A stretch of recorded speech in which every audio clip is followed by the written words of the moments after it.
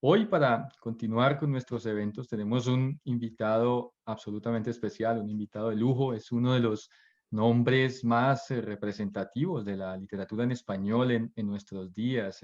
Su obra, muy extensa, muy vasta, comprende prácticamente todos los géneros de la prosa: cuentos, ensayos, reportajes, guiones cinematográficos y, por supuesto, pues reconocidas novelas de naturaleza policíaca, histórica, que le han dado pues su prestigio muy merecido a nivel internacional. Algunas de ellas son, por citar algunas, La novela de mi vida, Adiós a Hemingway, La neblina del ayer, La cola de la serpiente, El hombre que amaba a los perros. Netflix, por ejemplo, produjo una miniserie titulada Cuatro estaciones en La Habana, basada en cuatro de sus novelas. Y su última novela, Como polvo en el viento, acaba de salir este año 2020. Entre las muchas distinciones que ha tenido, pues se encuentran el premio Roger Calois en Francia en el año 2011, el Premio Nacional de Literatura en Cuba, la Orden de las Artes y Letras en Francia, el Premio Internacional de Novela Histórica y el Premio Princesa de Asturias de las Artes, dado por el Principado de Asturias en el año 2015.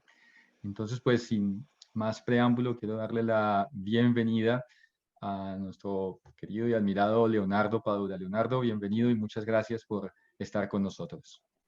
Muchas gracias, Carlos. Muchas gracias a todos los organizadores de la Feria del Libro de Canadá, de esta sección de Ottawa, por esta invitación. Estoy acá desde La Habana, en mi casa, en mi estudio de trabajo, y bueno, dispuesto a tener esta conversación contigo y con los lectores, me imagino que todos hispanohablantes o mayormente hispanohablantes radicados en Canadá. Muchas gracias. Sí, la mayoría son escritores y personas que están acá radicadas en Canadá, de todos los países latinoamericanos, y muchos que también son canadienses, sean anglófonos o francófonos, interesados en el español y muy interesados también en esta charla y en tu obra. Y quiero empezar por preguntarte un poco sobre el oficio de escribir en estos tiempos inciertos, ¿no? El oficio de escribir está muy ligado al conversar, al conversar de lo que se escribe. Y ahora que estamos rodeados de virtualidad y han cambiado esas formas de comunicación, de alguna manera nos hemos tenido que acostumbrar a ellas. ¿Cómo ves tú el oficio del escribir? ¿Cómo ves tú la incertidumbre como alimento para un escritor también? El oficio de la escritura tiene un componente de soledad que es muy importante.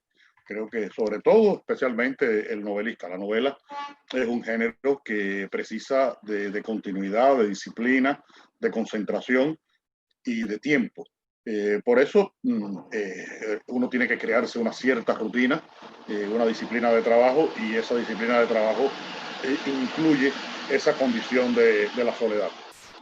De todas maneras, en mi caso particular, bueno, hay una famosísima manera de entender el oficio de la escritura que patentizó Gabriel García Márquez, que dice que el mejor lugar para vivir un escritor es un prostíbulo, porque tiene garantizada la fiesta por la noche y silencio en las mañanas. Yo no quiero tanto, pero sí me gusta mucho esa posibilidad de reunirme con los amigos, tomarnos unos vinos, conversar, porque tanto tiempo en este trabajo, yo me levanto muy temprano en las mañanas, trabajo desde las 7 de la mañana hasta la 1 de la tarde, después descanso un ratito, leo, respondo mensajes en la tarde, hago entrevistas, después bueno, trato de hacer mis ejercicios y tal, porque es necesario también, porque parte del oficio de escribir novelas implica una necesidad de tener una cierta compostura física. No estoy diciendo el físico de un atleta, pero sí un poco como el del ajedrecista sería en este caso, ¿no? Porque son muchas horas sentados y la concentración también la ayuda el estado físico.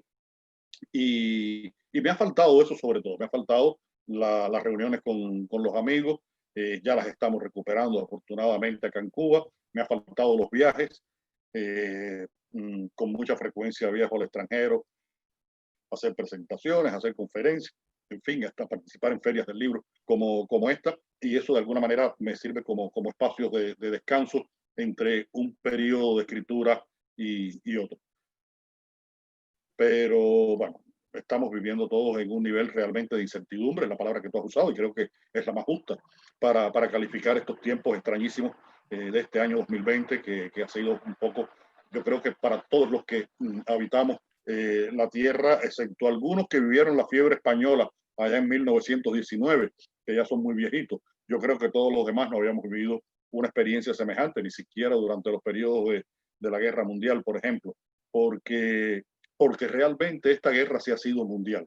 Esta guerra sí ha sido mundial y ha sido contra un enemigo invisible que ha tenido además la capacidad de demostrarnos a los seres humanos que a veces somos demasiado prepotentes con todo lo que nos rodea, con el medio ambiente, con los animales, con los recursos.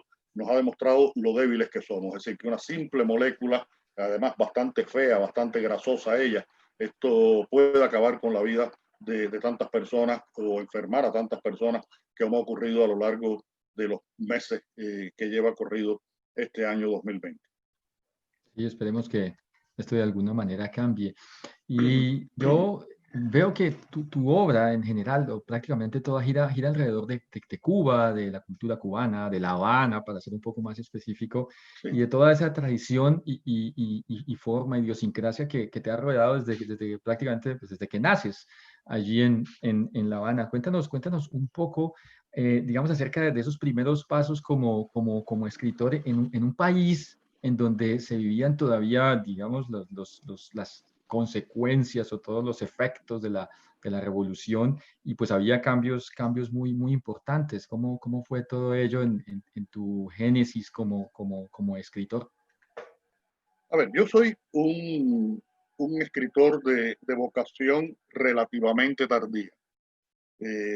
Hasta que ingreso en la universidad, ya con 20 años, no empiezo a sentir la posibilidad, ni siquiera la necesidad, la posibilidad de escribir. Yo pasé toda mi adolescencia y mi juventud, mi niñez, mi adolescencia y mi juventud jugando béisbol. Yo quería ser jugador de béisbol, incluso quería, cuando ya me di cuenta que no podía ser un buen jugador de béisbol, quería ser cronista deportivo y termino estudiando letras en la Universidad de La Habana y allí con un grupo de compañeros que ya sí escribían algunos poemas, algunos relatos, pues empiezo a sentir la posibilidad de que pudiera expresarme a través de la literatura. Y escribo mis primeros relatos, mis primeras colaboraciones periodísticas, empiezo a hacer crítica literaria y ya después empiezo a trabajar como periodista, primero en una revista cultural, 3 años, después en un periódico y después voy a otra revista cultural. Todo esto es un periodo del año 1980 que termino la universidad hasta el año 95. En ese tiempo hay 6 años, entre el 83 y el 89, 90, que me dedico prácticamente solo al periodismo. Así un periodismo de investigación histórica, con largos reportajes que se publicaban en las ediciones dominicales del periódico, con una gran cantidad de lectores teníamos acá en Cuba en esa época, y prácticamente no escribí literatura. Había escrito una primera novela en el año 83, 84, que se llama Fiebre de Caballo, había escrito varios cuentos, varios ensayos, y ya cuando salgo del periódico en el año 90, escribo mi primera novela de la serie del personaje de Mario Conde. Escribo Pasado Perfecto, se publica en México en el año 1991, después en el 93 gano el Premio Nacional de Novela de Cuba con la segunda novela de esa serie, Vientos de Cuaresma, y con la tercera gano el Premio Café Gijón en España y empiezo mi relación con la editorial española Tusquets Editores. ¿Me estás oyendo? Sí, claro que Sí, sí. sí, no, porque tengo miedo que se me vaya a quedar la comunicación, que te me hayas quedado congelado. No, aquí Entonces, estoy.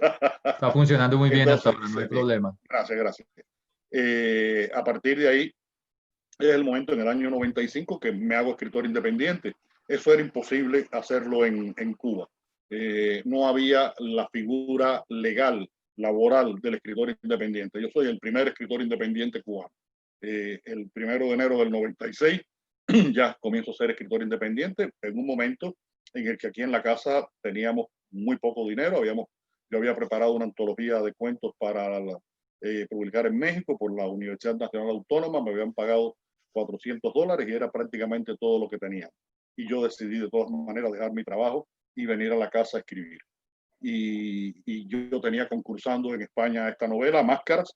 Había pasado el plazo de entrega del premio, no había sabido nada, pensé que, bueno, como pasa en los concursos, cuando envías a los concursos, después los jurados solamente llaman a uno de los que envió, es decir, al que ganó el premio. A los demás no los llaman, por supuesto, y no me habían llamado. Pero el 13 de enero del 96 me llamaron. Me llamaron que había ganado el premio Café Gijón de novela. Fue para mí una enorme alegría y un enorme alivio porque a partir de ese momento yo sabía que mi vida había cambiado. Ese premio tenía una dotación económica de 2 millones de pesetas, 16.000 dólares. En la Cuba del año 96 eso era como 16 millones de dólares.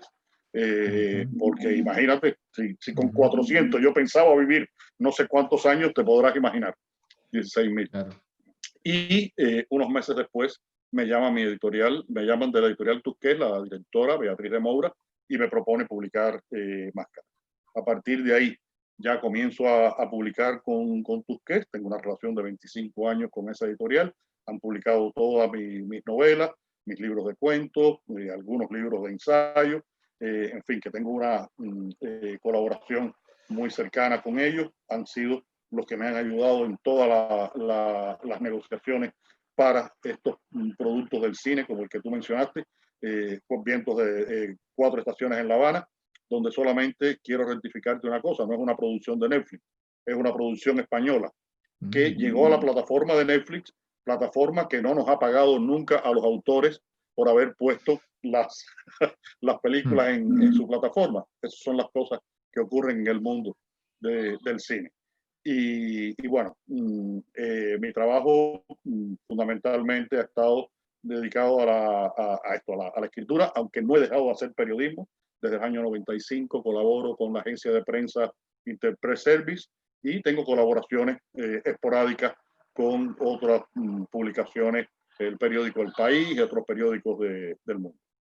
Sí, lo he visto. Y muy buena tu aclaración de Netflix, me parece muy pertinente además. Sí, sí, sí. Es una productora española que se llama Tornasol Film, con la cual, por cierto, estamos ahora negociando, preparando, intentando, después de este parón de la pandemia, de hacer una segunda temporada.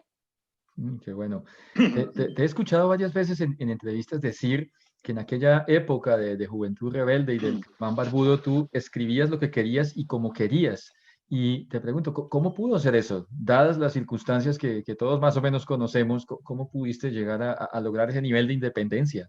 Sí, eso fue una cosa, es algo muy excepcional, no solamente para Cuba, sino para cualquier parte del mundo. Como se sabe, un periodista trabaja en una redacción, puede proponer determinados trabajos y los redactores o los editores le pueden exigir que escriba determinados trabajos. Yo llego a ese periódico en el año 83, vengo de esa revista cultural El Caimán Barbudo, voy en carácter de una especie de castigo porque había habido determinados problemas en la revista y supuestamente yo tenía ya el cartel de que tenía problemas ideológicos y me pasan al periódico un poco como una forma de encontrarme un sitio para reeducarme. Ahí en el periódico empiezo a trabajar en el equipo que atendía cultura, empiezo a escribir unos trabajos que le gustaron mucho al director y al jefe de redacción y me pidieron que empezara a escribir estos largos reportajes para los domingos. Como eran trabajos que era imposible que se les ocurrieran al jefe de redacción o al director, pues nada, tenían que confiar en que yo éramos 2, 3 periodistas, pero fundamentalmente 2. Buscáramos los temas, los asuntos, los personajes, las historias y tenían que confiar en nosotros. Y eran trabajos que podían tener una larga extensión. No todas las semanas podíamos publicar uno porque había veces que llevaban hasta un mes de investigación, de búsqueda, de escritura, y por eso siempre digo que escribía como quería y cuánto quería, porque incluso hubo varios de estos trabajos que salieron en 2 partes, 2 domingos consecutivos, y algunos hasta en 3 partes, 3 domingos consecutivos, un poco como periodismo que me ayudó mucho en mi carrera de escritor, y eso es muy evidente si lees mi primera novela, Fiebre de Caballos, y si lees la segunda, Pasado Perfecto, entre una una y otra está ese periodismo. Y fue un periodismo en el que yo pude ensayar muchas estructuras, formas narrativas, usos del lenguaje, caracterizaciones de personajes, porque tenía ese carácter muy literario ese periodismo. Y fue muy importante para mi trabajo. Quiero entrar en materia de algo. Yo, de todos los detectives famosos que en la literatura aparecen, se me ocurren Sherlock Holmes, se me ocurre Auguste Dupin o Pepe Carvalho también, me quedo con Mario Conde, tal vez por su sensibilidad, y no hablo solamente de las corazonadas que frecuentemente le suceden, sino también Sí. por su cercanía como al antihéroe. Yo quiero preguntarte cómo te inspiras, cómo sale Mario Conde, cómo te surge la idea de la figura de Mario Conde. Bueno, Mario Conde nace en una novela que se llama Pasado Perfecto, que yo escribo entre finales del 89, durante todo el año 90, principios del 91, y salió publicada en México en una pequeñísima editorial de la Universidad de Guadalajara, una colección que tenía la Universidad de Guadalajara, salió publicada allí. Ese es el nacimiento de Conde, esa novela. Es un momento en el que había en Cuba una cierta tradición de novela policial, pero con unos personajes excesivamente encartonados, excesivamente de una pieza. Y yo traté de encontrar un personaje con tres dimensiones.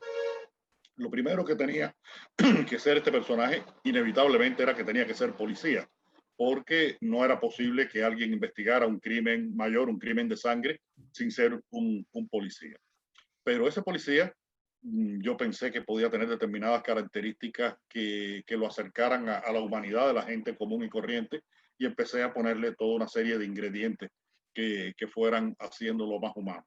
El resultado fue que Conde es prácticamente un antipolicía, y es tan antipolicía que a lo largo de estas cuatro primeras novelas en las que funge como investigador policial, está siempre pensando en qué momento, por qué llegó a ser policía, no lo sabe, y por qué no se acaba de ir de la policía. Y en la cuarta novela deja finalmente la policía. Mario Conde es un hombre de mi generación, con una experiencia vital muy parecida a la mía, vive en un barrio como el mío, estudió en el mismo preuniversitario donde estudié yo, tiene un grupo de amigos como los míos, tiene gustos literarios parecidos a los míos, le gusta el béisbol igual que a mí, fuma cigarrillos igual que yo, toma mucho más ron que yo, porque si yo tomara la misma cantidad de ron que Mario Conde no podría escribir, y bueno, pero tiene su historia particular, en ese sentido no es un alter ego. Pero Mario Conde es mis ojos, Mario Conde es mis ojos, y ha sido mis ojos a lo largo de todos estos años, para a lo largo de 8 novelas y media,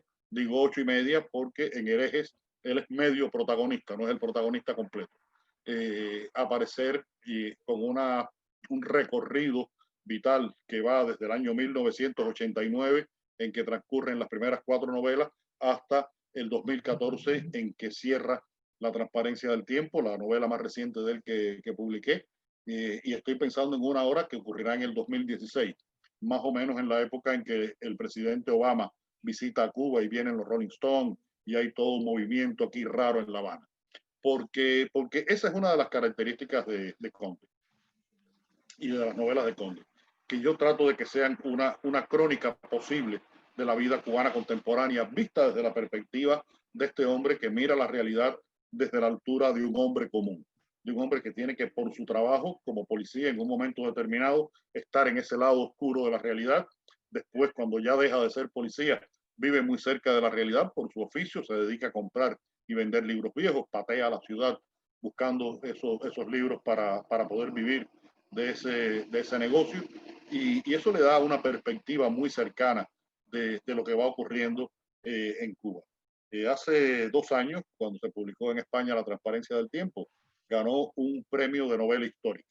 La transparencia del tiempo es una novela que tiene una parte que ocurre en el presente, de 2014, y otra que va moviéndose históricamente en sentido inverso, una cronología inversa, desde el siglo XX hasta el siglo XIII. Termina en San Juan de Acre en 1291, con la caída de San Juan de Acre, los reinos latinos de Tierra Santa.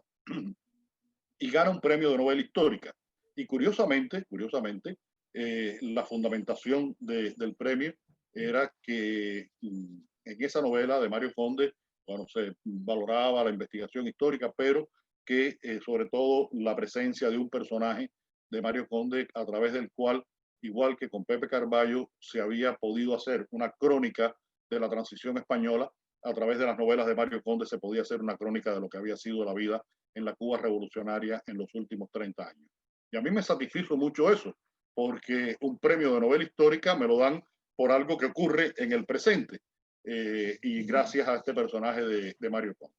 Yo creo que ha sido uno de mis aciertos, de mis hallazgos, de mis encuentros más afortunados, haber creado ese personaje con el que tengo una relación muy especial y con el que los lectores, como tú, han desarrollado también una relación muy especial, que me agrada mucho que me digas eso que me has dicho, que es tu investigador preferido. Claro que sí, y además me sorprende muchísimo que lee uno pues toda tu obra y toda la saga de Mario Conde y nunca está escrito, pero llega uno a imaginárselo quizás exactamente como es. Y una de las cosas que resalto de él es el sentido de la amistad, que no solamente aparece con Mario Conde y sus amigos, el Conejo, Carlos, el Flaco, Josefina, ¿no?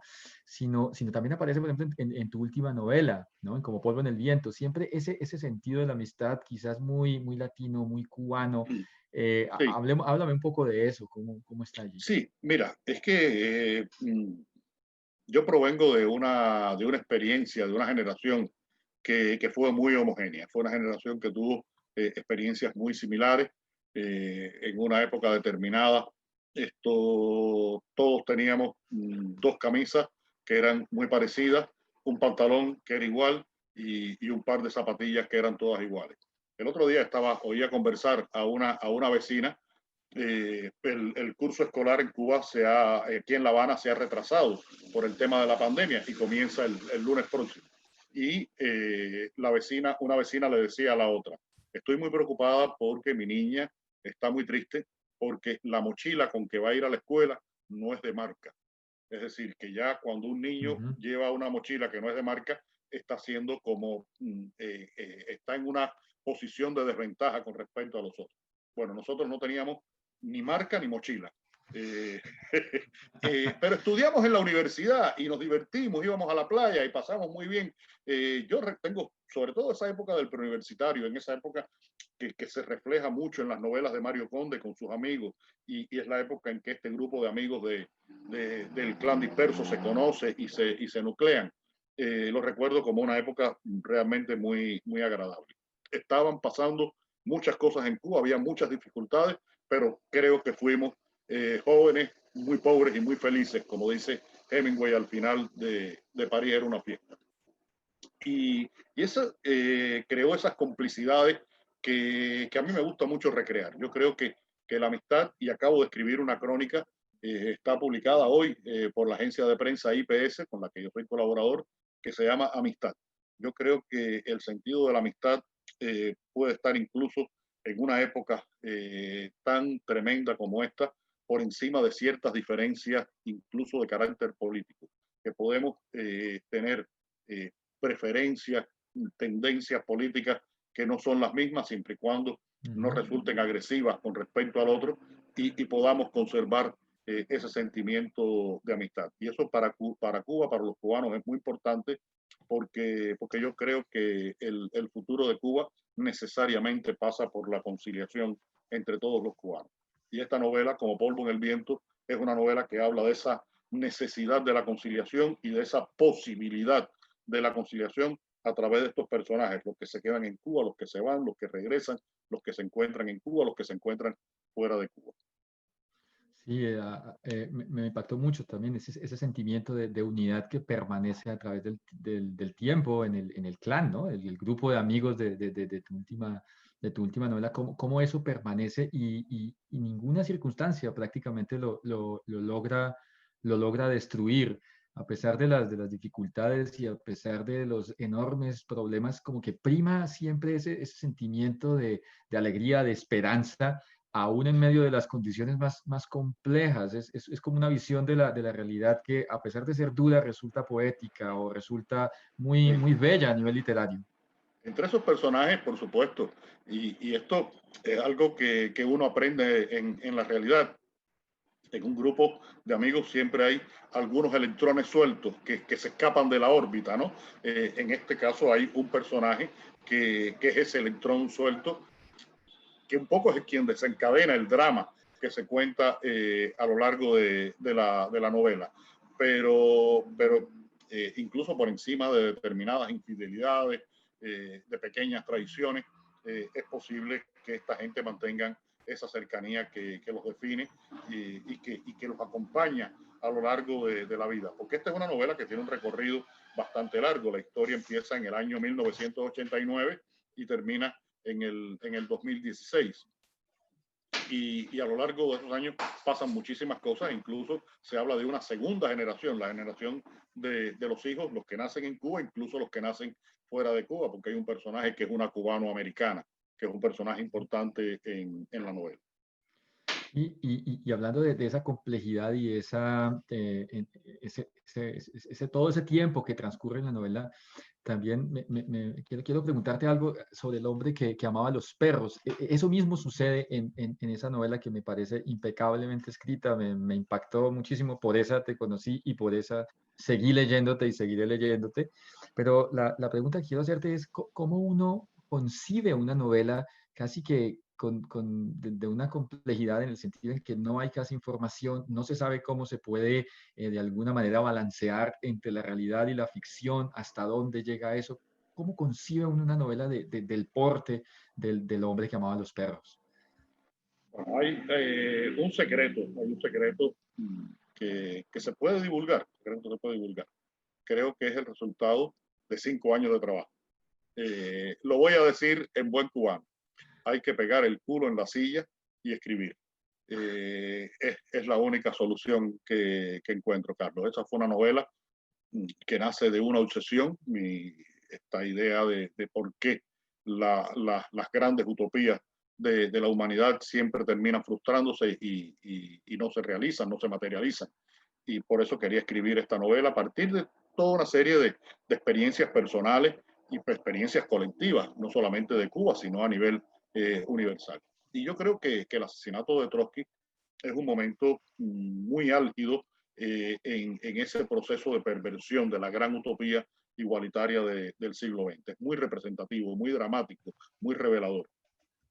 Y el hecho de que Ramón Mercader hubiera vivido en Cuba, hubiera sido alguien que convivió conmigo, un personaje que viene de la historia y está en el presente, también fue algo que me llevó a escribir esta novela.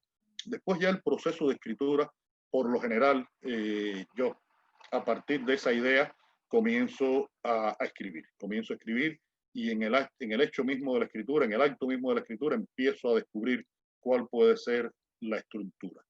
Y eso es muy importante, esta palabra, la estructura, porque a partir de la estructura uno empieza a colocar las historias en determinados sitios, los personajes los va moviendo de una determinada manera. Hay toda una serie de decisiones que están en ese momento. La persona narrativa que vas a utilizar, el tempo literario que vas a usar, si es una narración que corre más rápido, que corre más lento, en fin, pero sobre todo esto, la estructura. Y a partir de ahí, bueno, pues construir ese universo. Yo creo que una novela, la mejor definición que yo encuentro para una novela es que es la creación de un mundo.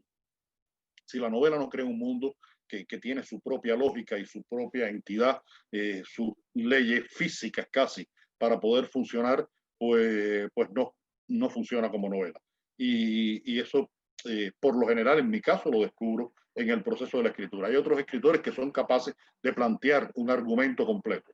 En el caso de las novelas de carácter histórico, cuando hay una historia real, como fue el asesinato de Trotsky, bueno, por supuesto, hay una guía de acontecimientos históricos ahí, pero de todas maneras, la organización dramática de la realidad es una, pero la de la novela tiene que ser otra, porque la realidad es la realidad y no es novelescamente dramática. Eso tiene que ser una construcción que se hace en el ejercicio creativo, es un acto estético, un acto artístico que es diferente a la percepción misma de la realidad. Claro que sí. ¿Y cuánto hay si se puede decir, cuánto hay de ficción y de realidad en el hombre que amaba a los perros? Todo es realidad y todo es ficción. ¿Por qué? Porque hay una investigación histórica de 2 años primero. Después, cuando empecé a escribir, escribí la novela durante 3 años en los que no dejé de investigar, hasta que hubo un punto que dije, ya no necesito, no puedo seguir investigando y tenía que terminar la novela. Ya era un momento en que sentía, estaba en esta situación que ya no podía más con la novela. Y es el momento en que uno decide que debe terminarla. Y yo creo que estaba ya en un punto de madurez suficiente como para enviarla a mis editores y tener las discusiones finales de ajustes estilísticos, de cosas ya de carácter literario, ahí, en ese nivel, en el nivel del estilo, en el nivel de la escritura, pero no en el nivel de la concepción del libro. El libro estaba armado. Y toda esa lectura de la historia hay que transformarla en una percepción desde el punto de vista de la ficción. Yo sabía, por ejemplo, que Trotsky había estado tal día, a tal hora, en tal lugar. Y había hablado con otro personaje. ¿Qué habló con ese personaje? ¿Qué pensó Trotsky? ¿Qué se dijeron? Bueno, ahí está la ficción. Es decir, que hay una cáscara de realidad y una fruta dentro que es de ficción. ¿Qué pensó Ramón Mercader antes de matar a Trotsky? Mira, no lo sabe nadie. No, creo que no lo sabe ni el propio Ramón Mercader. No lo supo ni el propio Ramón Mercader. Eso es una construcción de ficción.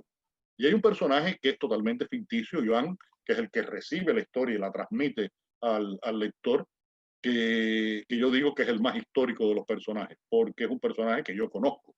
Conozco en la medida en que es una creación a partir de mi experiencia en la realidad. Es un hombre que pude haber sido yo. Pude haber sido yo y pude haber tenido esa misma historia que tuvo ese personaje de Iván Cárdenas, y por lo tanto creo que es el más histórico y el más real de los personajes de la novela. Claro que sí. Hay algo que quiero preguntarte y es tu relación con la pintura. A partir de Herejes, por ejemplo, Rembrandt juega un papel fundamental en tu última novela. No voy a decir nada para no dañar las expectativas, pero hay un momento importante que sucede frente a un cuadro de Renoir y a través de toda tu obra se refleja mucho como ese gusto, esos momentos importantes relacionados con la pintura. ¿Hay alguna razón especial por ello? Sí, la razón especial es muy sencilla, y es que admiro lo que pueden hacer los pintores porque yo soy incapaz de trazar una línea. Mi incapacidad me hace que cuando yo voy a un museo y veo las obras, que pueden ser de cualquier época y de cualquier carácter, puede ser abstracto, conceptual, realista, barroco, renacentista, prerrenacentista, yo me admiro de la capacidad de imaginación que pueden tener los pintores y ese oficio de poder reproducir la realidad a través de un pincel, que puede ser una reproducción fotográfica de la realidad o puede ser una reproducción abstracta, conceptual de la realidad. Tengo muchos amigos pintores, muchos amigos pintores. Yo aquí en mi casa incluso tengo obras de varios pintores cubanos contemporáneos, porque tengo tanta relación con ellos y les doy tanta lata que terminan regalándome un cuadro. Entonces tengo cuadros de muchos de ellos, de Roberto Favelo, de Arturo Montoto, de Zaida del Río, de Ajubel, en fin, tengo de De varios Choco, pintores. De Choco no de tengo. Choco. No, Choco me debe una. Choco me lo debe. Él sabe que él me lo debe. De Nelson Domínguez. Es decir, tengo obras de varios de estos pintores, sobre todo pintores de mi generación. Algunos incluso radican fuera de Cuba. Y porque admiro muchísimo esa capacidad. Igual que tengo una relación muy grande con la música. Y es Esa era que mi yo soy segunda pregunta. incapaz de unas claves, que es lo más sencillo de tocar, que hay una clave cubana, que es tac, tac, tac, tac, tac. Bueno, si a mí me das 2 palitos y yo lo hago mal. Y si trato de bailar, lo hago peor. Y si trato de cantar, corre, porque lo que vas a oír es una urraca. Entonces, por eso terminé haciendo un libro de entrevistas a los salseros, porque los admiro muchísimo. Yo creo que eso es una manera de tratar, igual que a los jugadores de béisbol, por eso los entrevisté. Yo quería ser como esos jugadores de béisbol. Es una manera de reconocer en otros esa envidia sana de la admiración. Hay una envidia mala denigrante y hay una envidia buena, admirable. Y es la envidia que yo siento. Yo veo una obra de este mismo, de Fabelo, de Arturo Montoto, y me muero de envidia. Me muero de envidia diciendo cómo estos cabrones pueden lograr esa belleza con sus manos. Y creo que en compensación ellos piensan lo mismo con respecto a mis libros, porque esto les gusta mi literatura y a partir de ahí siempre tenemos conversaciones, por ejemplo, con estos dos que te dije, Montoto y Fabelo, que son dos maestros de la pintura cubana contemporánea. Tenemos largas conversaciones cada vez que podemos, incluso en tiempos de pandemia. Claro que sí, y ya que hablas de la música, también quería preguntarte, porque también en varios de tus libros, no solamente en Los rostros de la salsa, fuiste Sí, guionista de un documental de Yo soy la salsa y La neblina del ayer, que es la sí. historia de una cantante de bolero, pero quiero preguntarte a qué se debe, y es una curiosidad personal, ¿a qué se debe que siendo Cuba un país pues, pequeño, produce tal y tanta cantidad de música? Uno encuentra los grandes pianistas de Cuona, Fran Fernández, hasta se puede ir hasta las escuelas de la guitarra clásica, la trova, la nueva trova cubana, por supuesto la salsa, el son, los cantes de ida y vuelta que han influido en el flamenco. Yo soy un fanático de muchos músicos de Cuba, Leo Brauer, por ejemplo. Alguna vez hablé con él y todo. Entonces, ¿a qué se debe? Siempre me he preguntado por qué Cuba es tan rica musicalmente hablando. Mira, Cuba es muy rica musicalmente hablando por una razón histórico, geográfica y cultural muy compleja, pero a la vez muy sencilla. Es el fruto de un mestizaje. Yo creo que el hecho de que Cuba haya sido poblada fundamentalmente por españoles del sur de España, andaluces, en un primer momento, y que hayan llegado negros africanos de distintas partes del continente, porque eso es una cosa importante. Se habla de África y de los esclavos africanos y se trata y se suele entender como un conglomerado homogéneo y eran realmente muy heterogéneos, venían de distintas etnias, distintas culturas.